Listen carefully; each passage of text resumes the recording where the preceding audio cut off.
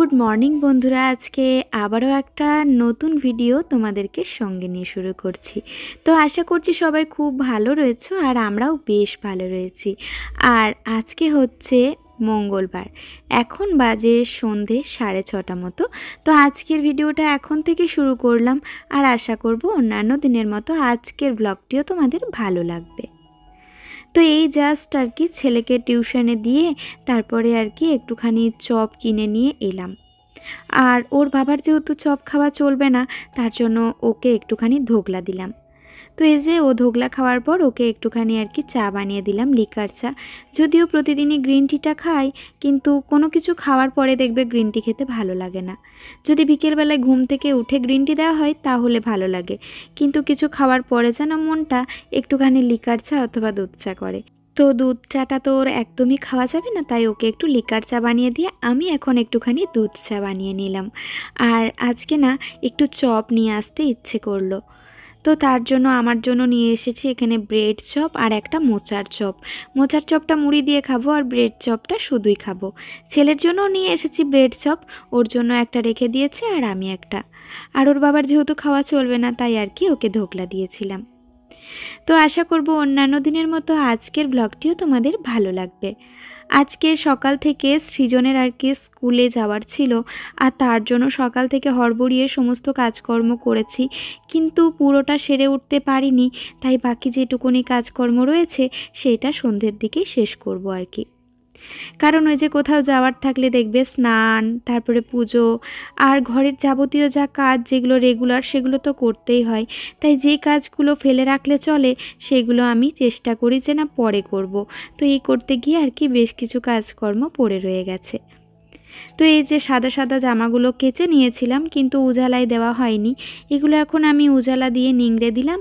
আর কয়েকটিই তো রয়েছে, আর আর কি নাইটি আর চুড়িদার আমার বাথরুমেই কেচে রাখা রয়েছে, এগুলো দিলাম বালতিটাই করে। ওর বাবা না ছাদে গিয়ে মেলে দিয়ে আসবে, আমি আর এখন গেলাম না, কারণ আজকে আবার রান্না বান্নারও ব্যাপার রয়েছে।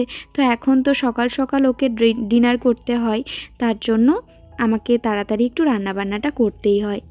তো এই যে এখন করব আর কি সোয়াবিনের তরকারি। ভেবেছিলাম যে বিকেল করে আর কি তরকারিটা করে ফেলবো, কিন্তু ওর স্কুল থেকে এলাম ততক্ষণে অনেকটাই দেরি হয়ে গেছে। আর তারপরে ওকে টিউশন দিতে গেছিলাম, ওই পথে আর কি ওর বাবা ওখানে এসেছিল। তারপরে দুজনে মিলে আর কি আগে তো চা খেতে যেতাম, এখন তো ও চা খায় না, তাই ভালো লাগে না চা খেতে যেতে। তাই একটু বাজার দিকে গেলাম, ওই টুকটাক আর কি দু একটা কিনলাম, তারপরে চলে আসলাম। আর এই যে দেখো না, দুপুরের বাসনগুলো এখনও পড়ে রয়েছে। দুপুরে বলতে রান্না বান্নার পরে যে বাসনপত্র সেগুলো আর কি ধোয়া হয়ে গেছে, কিন্তু এই যে আমি ভাত খেয়েছিলাম সেই বাসনটুকুনি আর কি রয়ে গেছে। তো সেইটাই আর কি এখন মেজে ফেললাম।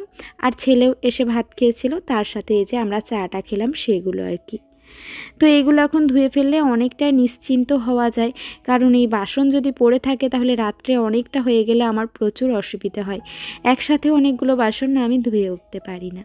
সারাদিনে টুকটাক টুকটাক কাজ চলতেই থাকে, তবে আমি যে কয়েকটি কাজ করি সেগুলোকে একদম নিট অ্যান্ড ক্লিন করারই পছন্দ করি। যে কাজগুলো আমার তাড়াহুড়োর দিনে না করলেও চলবে সেগুলো কিন্তু আমি ছেড়ে দিই, কিন্তু যেইটুকুনি করব সেইটাতে কিন্তু আমার ফুল অ্যাটেনশন থাকে আর কি। আর চেষ্টা করি যে কাজের প্রায়োরিটি আগে থাকে সেই কাজটাই করার। তো আজকে ছেলের স্কুলে খাতা দেখানোর ছিল, আর তার জন্যই আর কি সকাল থেকে তাড়াহুড়োর মধ্যে সমস্তটা সেরেছি। তো আমার মেন প্রায়োরিটি সকাল থেকে ছিল স্কুল যাওয়াটা, তার জন্য কিন্তু সেইটাতে আগে প্রায়োরিটি দিতে গিয়ে আমি তোমাদের সাথে কিছু শেয়ার করতে পারিনি। আর এই যে সোয়াবিনটা ভেজানো ছিল, আর এই সোয়াবিনটা থেকে যে ফেনাটা বেরোচ্ছিল সেটা কিন্তু ডিম।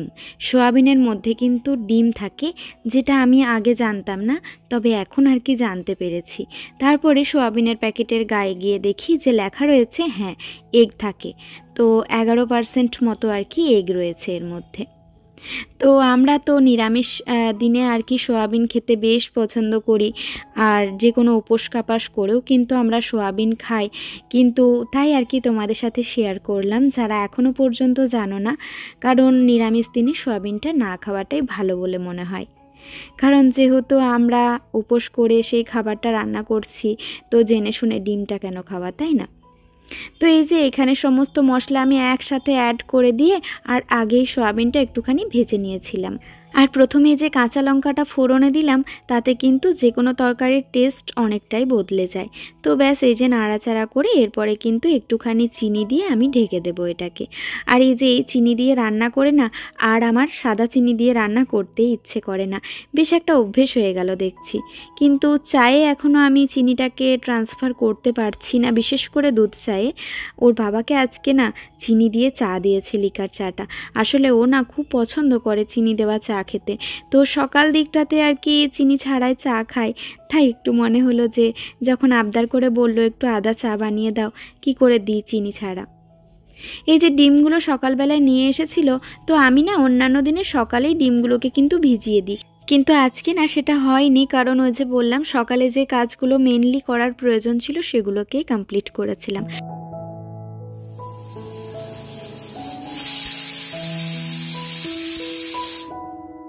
এইদিকে তরকারিটা সিটি পড়ার পরে আমি কুকারটা খুলে কিন্তু তার মধ্যে আদাটা গ্রেট করে দিলাম। এরপরে একটুখানি আদাটার সাথে ফুটবে, তাহলে বেশ আদাটা মুখে পড়ে আর খেতে বেশ ভালো লাগে। আমাদের বাড়িতে সবাই এইভাবেই তরকারি বলো বা ডালিয়ার খিচুড়ি বলো, যে কোনো খিচুড়ি বলো, খেতে খুব পছন্দ করে।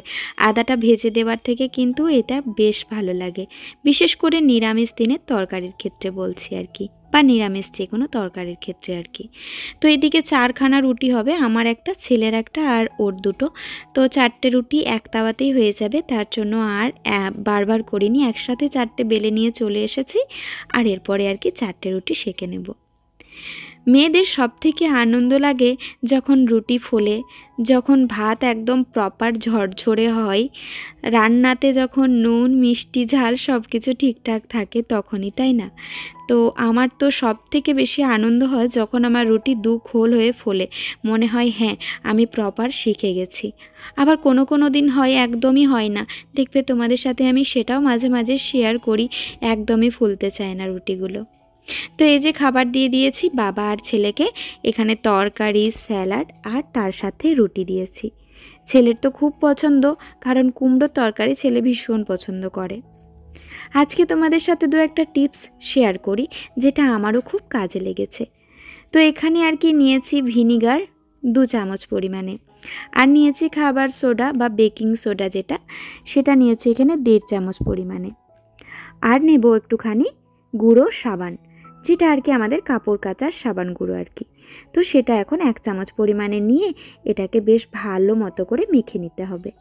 আর এই যে আমার তাওয়ার পিছনটা কেমন পুড়ে গেছে, আসলে একদিন না ওই গোল মতো হয়ে যেটি, সেটি কিন্তু সিলিকনের ম্যাটটা কোনো কারণে পুড়ে গেছিলো। কোনো দিন এটা হয় না, আমি বুঝতে পারিনি সেদিনে, তো ওটা পুরো চিটে বসে গেছিলো। তো ওইটাকে আমি বুঝতে পারছিলাম না যে উঠবে কি না। যাই হোক, এইভাবে করে কিন্তু আমি ঘন্টাখানেকের জন্য ভিজিয়ে দিয়েছি। আর এরই মধ্যে আমার বাসন টাসন ধোয়াও কিন্তু কমপ্লিট হয়ে গেছে, যেহেতু তাড়াতাড়ি খাচ্ছি তো তাই একটা বেনিফিট তো রয়েছে, তাই না? আর এই সময়টাকে আমি বেশ কিছু কাজে লাগিয়ে ফেলছি। আর এই যে ডিমগুলো ভিজিয়ে রেখেছিলাম তখন, সেগুলোকে এখন একটা শুকনো কাপড় দিয়ে মুছে কিন্তু আমি একটা কন্টেনারের মধ্যে রাখছি। যে ডিম রাখারটা কিনেছি সেটা না বেশ বড়, তো অনেকটা ফ্রিজে জায়গা নিয়ে নেয়, তাই যখন বেশি পরিমাণে ডিম আসে তখন আমি তার মধ্যে রাখি, কিন্তু যখন কম পরিমাণের ডিম আসে তখন কিন্তু আমি এই কন্টেনারগুলো ইউজ করি। এটা কিন্তু শুধু সবজি রাখার ক্ষেত্রে না, মাল্টিপারপাস ক্ষেত্রে এই কন্টেনারটা কাজে লাগে। এটা আমার ভীষণ পছন্দের একটা কন্টেনারের সেট বলতে গেলে। কিন্তু যে কোনো কিছু সবজি কেটেই রাখো, গোটায় রাখো, বা এই ধরনের কিছু জিনিসই রাখো না কেন, অথবা ম্যাগি চাউমিন যাই রাখো না কেন, ফ্রিজের মধ্যে কিন্তু সুন্দর থাকবে। আর দেখো ডিমগুলো দেখতেও কিন্তু বেশ সুন্দর লাগছে। তো এখানে 12টা ডিম কিন্তু আমার অনায়াসেই ধরে গেছে। লঙ্কাগুলোকে ধুয়ে রেখেছিলাম, জল ঝরাতে দিয়েছিলাম। এই লঙ্কাগুলোকে এখন আমি বোটাগুলো ছাড়িয়ে নেব। আর ধুয়ে রেখে বোটা ছাড়িয়ে রাখলে কিন্তু লঙ্কা ঝট করে বের করে যে কোনো তরকারিতেও দেওয়া যায়, সাথে যদি কাঁচা লঙ্কা হিসাবে খেতে চাই তাও কিন্তু বেশ ভালো আর কি। তো এই লঙ্কাগুলোকে বর্ষাকালে বিশেষ করে ভালো রাখার জন্য আমি কিন্তু টিস্যু দিয়ে রাখি। তাছাড়া শীতকালে কিন্তু লঙ্কার মধ্যে টিস্যু না দিলেও লঙ্কা বেশ ভালো থাকে। আর আরও একদিকে আমি কিন্তু কাঁচা হলুদটাকেও স্টোর করে দিলাম, কারণ এই সময়ে কাঁচা হলুদের বেশ দাম রয়েছে, তাই এগুলোকে না বাইরে রাখলে নষ্ট করে লাভ নেই, তাই ফ্রিজের মধ্যে তুলে দিলাম। আর এরপরে রাত্রের কাজকর্মগুলো সেরে নিচ্ছি, যেমন দই বসানো। আমার খুব ভালো লেগেছে আজকে। কেন কি জানো, আমি যখন ভৈরব স্থানে সৃজনকে দিয়ে আসছিলাম তোমাদের দাদাভাইয়ের সাথে, তখন আমার এক বন্ধু আমায় চিনতে পেরেছে এবং রাস্তাতেই সে আমাকে বলছে, তনু না। তো আমার খুব ভালো লাগলো, কিন্তু তোমার সাথে কথা বলতে পারলে আমার আরও ভালো লাগতো। কিন্তু যাই হোক, সেই সিচুয়েশনে তোমার সাথে কথা বলে উঠতে পারলাম না, এত মনটা খারাপ লাগছিল। আর তোমাদের দাদাভাইকে সারা রাস্তা বলতে বলতে আসছিলাম যে আমি কেন কথা বলতে পারলাম না, কেন একটুখানি সাইড করে দাঁড়ালে না, এই আর কি। তো যাই হোক, আমি তোমার কাছে সরি চেয়ে নিচ্ছি, কালকে না তোমার সাথে কথা বলা হলো না। নেক্সট টাইম কিন্তু অবশ্যই দেখা হলে আমরা অনেক গল্প করব। আর কমেন্ট নিশ্চয়ই করা যাবে, নিচে কমেন্টস এ গিয়ে কিন্তু তুমি একবার ট্রাই করে দেখো, কারণ প্রচুর কমেন্টস কিন্তু আসে। তো এই যে দেখো, ভিজিয়ে রেখেছিলাম আর একটুখানি ঘষতেই কিন্তু তাওয়ার পিছনটা একদমই পরিষ্কার হয়ে গেল, শুধুমাত্র ওই যে সিলিকনের ম্যাটটা তোমাদেরকে বললাম সেই জায়গাটুকুনি বাদ দিয়ে।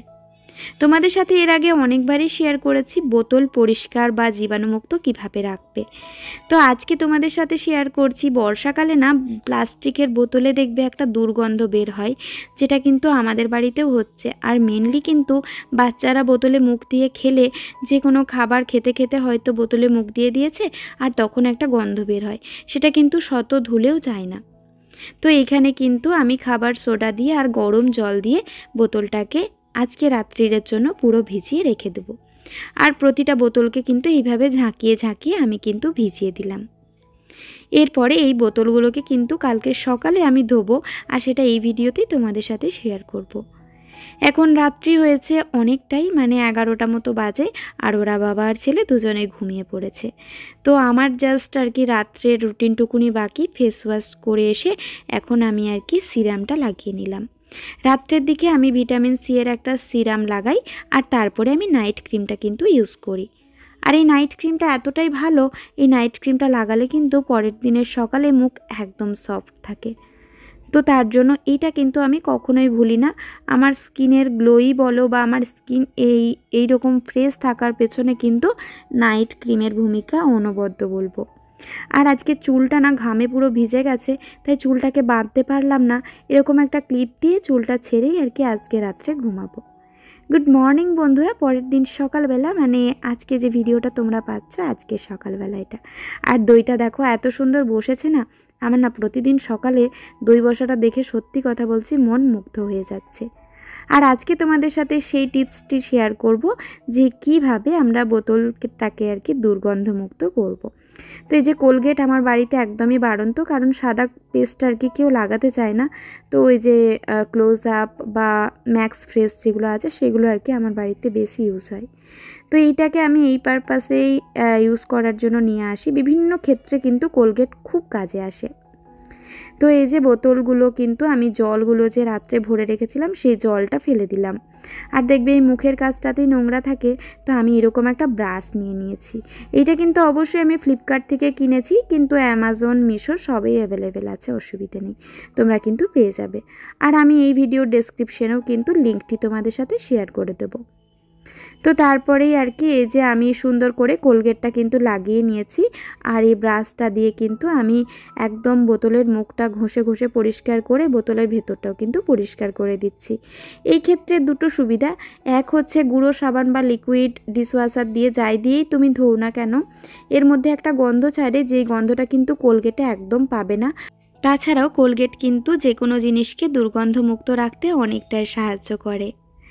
তো এই ছোট ছোট টিপসগুলো তোমাদের সাথে শেয়ার করি, আমিও হয়তো কোথাও না কোথাও থেকে শিখি, আর সেগুলোই তোমাদের সাথে শেয়ার করি। আর তার জন্য তোমাদের কাছে এত ভালোবাসা পাই, আমার খুব ভালো লাগে। আর তোমাদের এই ভালোবাসার লোভে প্রতিদিন নতুন নতুন ভিডিও নিয়ে আমিও হাজির হয়ে যাই। তো অন্য দিনের মতো আজকের ভিডিওটি তোমাদের কেমন লেগেছে সেটি অবশ্যই কিন্তু কমেন্ট করে জানাতে একদমই ভুলবে না। আর যদি ভিডিওটি ভালো লেগে থাকে তবে অবশ্যই লাইক করো, শেয়ার করতে পারো তোমাদের কাছের মানুষদের সাথে। যেসব বন্ধুরা এখনও পর্যন্ত চ্যানেলটাকে সাবস্ক্রাইব করতে পারোনি তারা কিন্তু ঝটপট চ্যানেলটাকে সাবস্ক্রাইব করে দিও। আর বাঁকুড়ার বন্ধুরা যেখানেই আমাকে দেখতে পাও না কেন একটুখানি ডেকো, আমার বেশ ভালো লাগবে। আজকে সত্যি আমি অনেকটাই খুশি। তাহলে আজকের মতো এখানেই বিদায় নিলাম, দেখা হচ্ছে আবারও পরবর্তী ভিডিওতে তোমাদের সাথে।